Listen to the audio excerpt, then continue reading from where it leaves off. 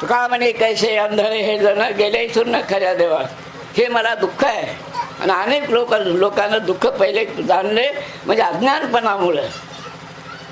आपण पाहे आपण अशी पाहिलं का बाहेर तुकाराम बाबांना सांगलं का तिथं जा आपण पाहे आपणाशी आपला तो देव एक करून घ्यावा त्याने विना जीवा सुख नव्हे. आता हे ध्यान लागायला मी ध्यान करा म्हणालो.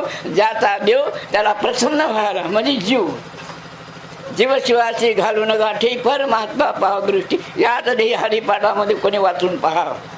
त्या हरिपाठामध्ये आहे जीव नाभीशी आहे शिव येत आहे. ह्याला कैलास म्हणतात. याला या कैलासामध्ये शंकर आहे.